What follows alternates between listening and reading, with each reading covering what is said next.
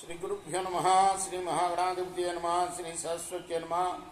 భక్తులరా, వ్యాస ప్రోక్త మహాభారత ఇతిహాసం యథాతథంగా చెప్పుకున్నాం. ప్రతి శ్లోకం దాని అర్థం ఇందులో భాగంగా నిన్నటి వరకును ఆది సభారణ్య విరాట ఉద్యోగ భీష్మ ద్రోణ కర్ణ శల్య సౌప్తిక స్త్రీ పర్వాలని 11 పర్వాలు పూర్తి చేసాం. 18 పర్వాల్లో 12వదైన శాంతి పర్వంలో కూడా మనం 190 అధ్యాయాల వరకు చెప్పుకున్నాం. ఈ రోజున 191వ అధ్యాయం చెప్పుకునే ముందు వ్యాస భగవాను ప్రార్థన చేసుకున్నాం. వ్యాసాయ విష్ణు రూపాయ వ్యాస రూపాయ విష్ణవే నమో వై బ్రహ్మనిధయే వాసిష్ఠాయ నమో నమః. నారాయణం నమస్కృత్య నరం చైవ నరోత్తమం దేవీం సరస్వతిం వ్యాసం తతో జయముదీరయేత్. అంజనానందనం వీరం జానకీ శోకనాశనం కపి సమక్షాంతారాం వందే లంకా భయంకరం. సదా నింబవృక్షస్య మూలాధివాసాత్ సుధాశ్రావిణం తిక్తమప్యప్రియంతం తరుం కల్పవృక్షాదికం సాధయంతం నమామీశ్వరం సద్గురుం సాయినాథం. సమర్థ సద్గురు సాయినాథ్ మహారాజ్ కీ జై. భరద్వాజ ఉవాచ. భరద్వాజ భృగు మహర్షి సంవాదం మనం చెప్పుకున్నాం. దేనికి సమాధానంగా అంటే, ధర్మరాజు సృష్టిని గురించిన వివరాలు అడిగాడు భీష్ముడిని. భీష్ముడు ఈ సంవాదం చెప్తున్నాడు. దీనికి సంబంధించి భృగు మహర్షికి భరద్వాజకి మధ్య జరిగిన సంవాదం చాలా 5-10 అధ్యాయాల నుంచి అదే సాగుతుంది మనకు. దానస్య కిం ఫలం రాహుః ధర్మస్య చరితస్య చ తపసస్య సుతస్య స్వాధ్యాయస్య హుతస్య వా. దాన రూపమైన ధర్మాన్ని ఆచరించినందువల్ల ఫలితం ఏమిటి? తీవ్ర తపస్సు యొక్క ఫలితం ఏమిటి? స్వాధ్యాయం అంటే వేదాధ్యయనం చేయటం వల్ల కలిగే ఫలం ఏమిటి? అగ్నిహోత్రం నిత్యాగ్నిహోత్రం బ్రాహ్మణుడు చేయటం వల్ల ఫలితం ఏమిటి అని అడుగుతున్నాడు. అంటే బ్రాహ్మణ ధర్మాలు గురించి ఆయన చెప్పాడు కదా, వాటిని గురించి వివరాలు అడుగుతున్నాడు అనమాట. దేనివల్ల ఏ ఫలితం వస్తుంది? భృగురువాచ హుతేన శామ్యతే పాపం స్వాధ్యాయై శాంతిరుత్తమా దానేన భోగాన్నిచ్చాహు తపసా స్వర్గమా విజాత్. భృగు మహర్షి చెప్తున్నాడు, అగ్నిహోత్రం వల్ల పాపం శమిస్తుంది, స్వాధ్యాయం వల్ల శాంతి కలుగుతుంది, దానం వల్ల భోగాలు లభిస్తాయి, తపస్సు వల్ల స్వర్గం సిద్ధిస్తుంది. దానం తు ద్వివిధం ప్రాహుః పరత్రార్థమిహైవ చ పద్యో యద్దీయతే కించిత్ తత్పరత్రోపతిష్ఠతే అసధ్యో దీయతే యత్తు తద్దానమిహ బుధ్యతే యాదృశం దీయతే దానం తాదృశం ఫలమశ్నుతే. పరలోకం కోసం చేసే దానం, ఐహిక ఫలాల కోసం చేసే దానం అని దానం 2 రకాలు. ఐహిక ఫలాలు అంటే ఈ లోకంలో మనం పొందే ఫలితాలు, పరలోకంలో పొందే ఫలితాల గురించి చేసే దానం వేరుగా ఉంటుంది. ఐహిక ఫలాల కోసం చేసే దానం వేరుగా ఉంటుంది. 2 రకాలుగా ఉంటుంది. మంచి వాళ్ళకి ఇచ్చిన దానం ఏదైతే ఉందో అది పరలోకంలో పనికి ఉపకరిస్తుంది. అలానే అసత్పరుషులకి, మంచివారు కాని వాళ్ళకు కూడా మనం దానం చేస్తాం. ఎవరన్నా వచ్చి అడిగితే సరే అని ఇస్తూ ఉంటాం కదా. అటువంటి దాన ఫలితం ఇహలోకంలో ఫలిస్తుంది. దానాన్ని బట్టి ఫలితం కూడా అనుభవంలోకి వస్తుంది.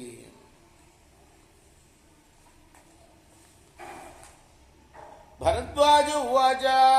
అప్పుడు భరద్వాజుని మళ్ళీ అడుగుతున్నాడు, కింకస్య ధర్మాచరణం కిం వా ధర్మస్య లక్షణం ధర్మ కతివిధో వాపి తద్భవాన్ వక్తుమర్హతి. ఎవరి ధర్మాచరణ ఎలా ఉండాలి?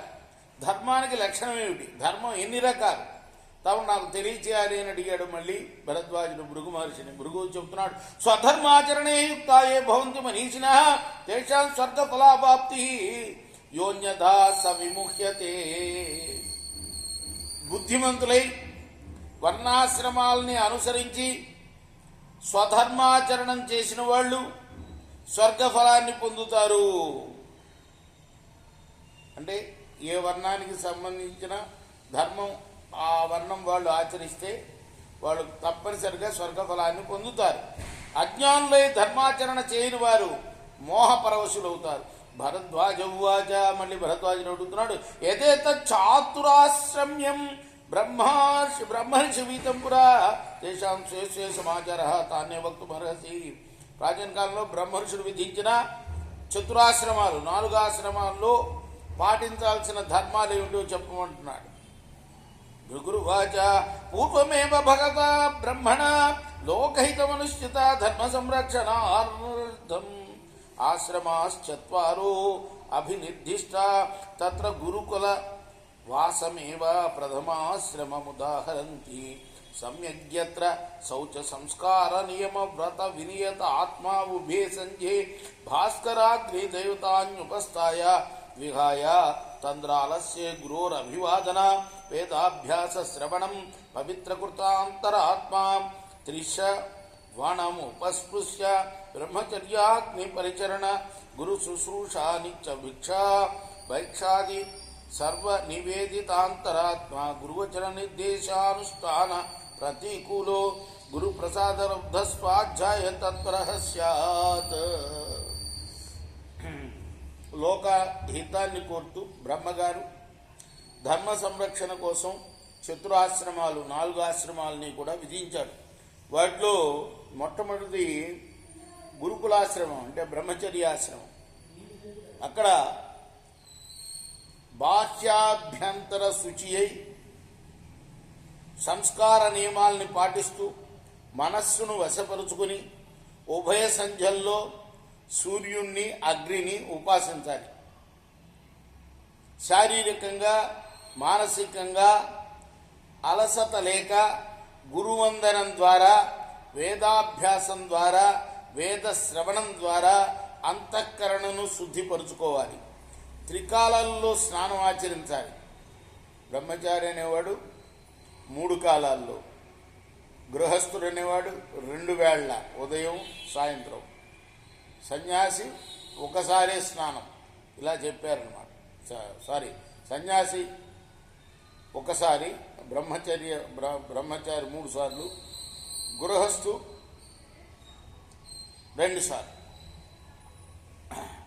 శారీరకంగా మానసికంగా అలసత లేకుండా గురువందనం ద్వారా, వేదాభ్యాసం ద్వారా, వేద శ్రవణం ద్వారా వేదాన్ని అభ్యసించాలి. వేదాన్ని శ్రవణం కూడా చేయాలి. శ్రవణం అండ్ మళ్ళీ అభ్యాసం వినాలి, మళ్ళీ అభ్యసిస్తూ ఉండాలి తోటివారితో. వేదం అనేది ఏంటంటే శృతము అంటారు దాన్ని. కేవలం విని నేర్చుకుండేది, రాసుకుండేది కాదు. వేదం రాసి చదివేది కాదు. అందుకోసం శ్రవణం చేయాలి, అభ్యాసనం చేయాలి, తోటి వాళ్ళతో కలిసి మళ్ళీ దాన్ని వల్లెవేయాలన్నమాట. ఇలా అంతఃకరణను శుద్ధిపరచుకోవాలి బ్రహ్మచారి. త్రికాలలో స్నానం ఆచరించి బ్రహ్మచర్యాన్ని, అగ్నిహోత్రాన్ని, గురు శుశ్రూషని అలవరుచుకోవాలి. నిత్యము భిక్షాటన చేస్తూ దొరికిన భిక్షనంతటినీ గురువుకు సమర్పించాలి. గురువాక్యాన్ని అతిక్రమించకుండా గురువు అనుగ్రహం ద్వారా లభించిన స్వాధ్యాయంపై ఆసక్తితో మెలగాలి. గురుమ్యస్తు సమారాధ్య ద్విజో వేద మవాప్నుయాత్ తస్య స్వర్గఫలాప్రాప్తి సిద్ధ్యతే చాప్య మానసం. గురువును ఆరాధించి వేదాధ్యయనం చేసిన ద్విజుడు అంటే బ్రాహ్మణుడు స్వర్గఫలాన్ని పొందుతాడు. బ్రాహ్మణుడే కాదు, ద్విజుడు అంటే 3 వర్ణాల వాళ్ళు ద్విజుల్లోకి వస్తారు. బ్రాహ్మణులు, క్షత్రియులు, వైశ్యులు, ఈ 3 కూడా వేదాధ్యయనం చేయాలని శాస్త్రం చెప్తుంది.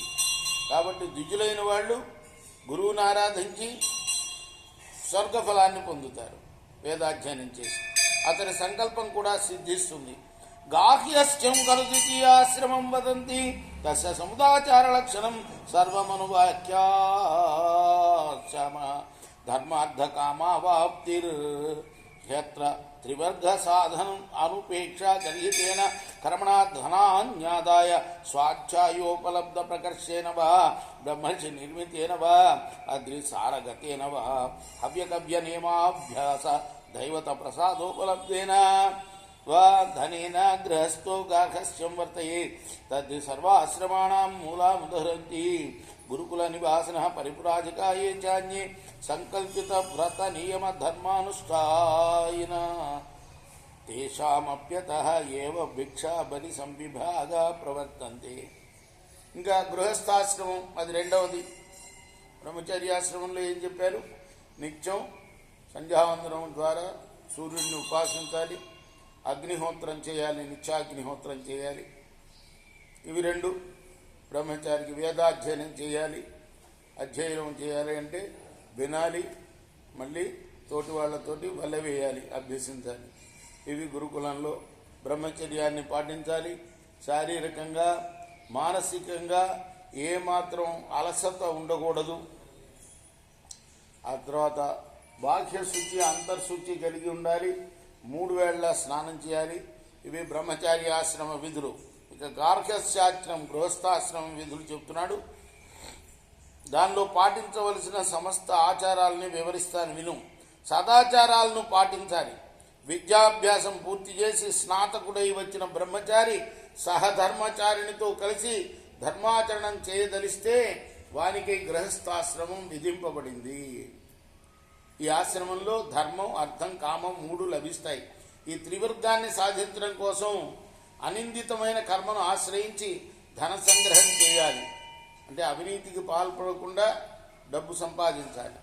ధన సమీకరణకు 3 మార్గాలు: స్వాధ్యాయం చేత లభించిన యోగ్యత, ధర్మశాస్త్ర నిశ్చితమైన ఏదైనా పద్ధతి, పర్వతాల నుండి సంపదలు. ఈ 3 మార్గాలు లేదా యాగాలు, శ్రాద్ధాలు, నియమాలు, వేదాభ్యాసాలు, దేవతానుగ్రహం, ఈ మార్గాల్లో సాధించిన ధనంతో గృహస్థుడు గృహస్థాశ్రమాన్ని కొనసాగించాలి. అన్ని ఆశ్రమాలకు గృహస్థాశ్రమే మూలం అంటారు. అందువల్లనే గురుకుల వాసులైన బ్రహ్మచారులు, పరివిరాజకులు, వ్రత నియమాది పాలన చేసే ఇతర వానప్రస్థులు కూడా గృహస్థుల నుండి భిక్షని, బలిని స్వీకరించి ధర్మాచరణం కొనసాగిస్తారు. వానప్రస్థానంచ ద్రవ్యోపస్కార ఇది ప్రాయశః కల్పేతే సాధన సాధు పద్యోధన స్వాధ్యాయ ప్రసంగిన్ నస్తీర్థాభిగమన దేశ దశనార్థం పృథ్వీం పర్యటంతి తేషాం ప్రత్యుద్ధానాభిగమనాభివాద నానసూయవా ప్రధాన సుఖశిక్షాపన సుఖశయ నాభ్యవహార సక్రియా చేతి.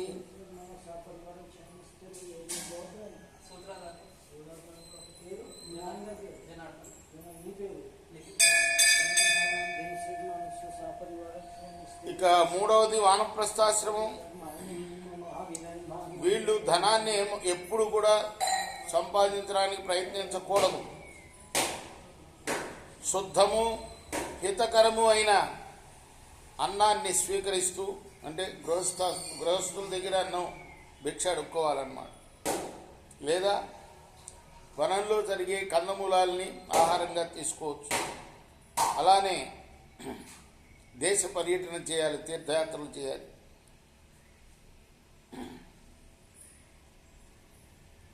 ఇక వారు ఎప్పుడన్నా ఎవరన్నా ఇళ్లకు వస్తే వాళ్ళని స్వాగతించాలి.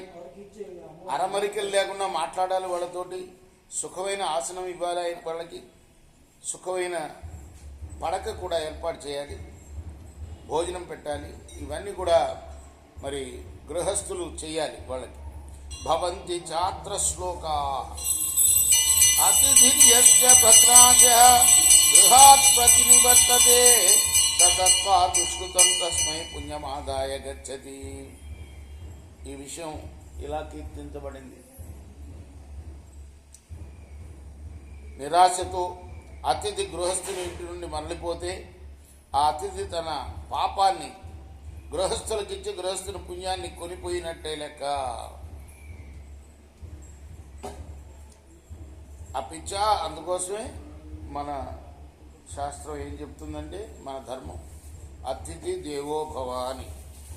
అపిచాత్రయజ్ఞ క్రియా అభిదేవతా ప్రియంతే నివాసిన పిత్రో విద్యాభ్యాస శ్రవణధారణేన ఋషయ అసత్యోత్పాదనేన ప్రజాపతి రీతి. అంతేకాదు గృహస్థాశ్రమంలోని ఆ పూలు కట్టే అమ్మాయి హారతి అద్దుకుందా? అమ్మా ఇక్కడ హారతి అద్దుకో. అంతేకాదు గృహస్థాశ్రమంలోని యజ్ఞక్రియలతో దేవతలు తృప్తి పడతారు. నివాసాంజలులతో పితరులు, విద్యాభ్యాస శ్రవణధారణలతో ఋషులు, సంతానోత్పాదనతోటి ప్రజాపతి తృప్తి పడతారు. వాత్సల్యాత్ సర్వభూతేభ్య వాచా శ్రోత్ర సుఖాగ్రహ పరితాపోపఘాతస్య పౌరుష్యం చాత్రగర్హితం. విషయంలో 2 శ్లోకాలున్నాయి. సర్వప్రాణులేడ వాత్సల్యంతో చెవికింపైన మాటలనే ఎప్పుడైనా పలకాలి. ఇతరులను నొప్పించడం, పరుషంగా మాట్లాడటం, చంపబూనడం నిందింపదగిన అంశాలు. అవజ్ఞానమహంకార దంభస్యేవై గరిత అహింసా సత్యమక్రోధ సర్వాశ్రమగతం తప. ఇతరులను తిరస్కరించడం, అహంకారం, దంభం,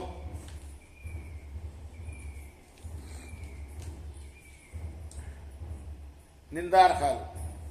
అహింస, సత్యం, అక్రోధం అంటే కోపం లేకుండా ఉండటం, ఇవి అన్ని ఆశ్రమాల్లో తపస్సు లాంటివి. అభిచాత్ర మాల్యాభరణ వస్త్రాభ్యంగ నిత్యోపభోగ నృత్య గీతవాదిత్ర శృతి సుఖ నయనాభిరామ దర్శనానాం ప్రాప్తిర్భక్ష భోజ్య లేఖ్య పేయ చోష్యమాణ అభ్యవహార్యాణ వివిధానముపభోగ స్వవిహార సంతోష కామసుఖావాప్తిరితి. అంతేకాకుండా పూలమాలలు, నగలు, వస్త్రాలు, అభ్యంగన స్నానాలు, నిత్యోపభోగాలు, నృత్యం, గీతం, వాయిద్యాలు, చెవికింపైన శబ్దాలు, అందమైన రూపదర్శనాలు లభిస్తాయి. గృహస్థాశ్రమంలో భక్ష భోజ్యలేఖ పానీయ చోప్య రూపాలైన ఆహార పదార్థాలు ఆస్వాదించవచ్చు. విహారాలు, కామసుఖాలు కూడా పొందవచ్చు. త్రివర్గ గుణ నివృత్తి నిత్యం గృహాశ్రమే సుఖాన్యనుభాయేహ శిష్టానంగతిమాపునయ. గృహస్థాశ్రమంలో నిత్యం ధర్మార్థ కామాలు సిద్ధిస్తాయి. ఏ లోకంలో సుఖాలను అనుభవించి పరలోకంలో ఉత్తమ స్థితిని పొందుతాడు గృహస్థుడు. ఉంచవృత్తిర్గృహస్థోయ స్వధర్మాచరణేరత చక్త కామా సుఖారంభ స్వర్గస్థస్య న దుర్లభ. స్వధర్మాచరణ తత్పరుడై ఉంచవృత్తిని ఆశ్రయించిన గృహస్థుడు కామసుఖాశక్తిని విడనాడితే అతనికి స్వర్గం దుర్లభం కాదు. ఇది శ్రీ మహాభారతే శాంతి పర్వణి మోక్షధర్మ పర్వణి భృగు భరద్వాజ సమాధి 190-శతమోధ్యాయ. స్వస్తి ప్రజాభ్య పరిపాలయంతాం న్యాయేన మార్గేణ మహిమహీషా గోబ్రాహ్మణేభ్య శుభమస్తు నిత్యం. లోకాః సమస్తా సుఖినో భవంతు. కృష్ణార్పణమస్తు. సాయి కృష్ణార్పణమస్తు. వస్తున్నా.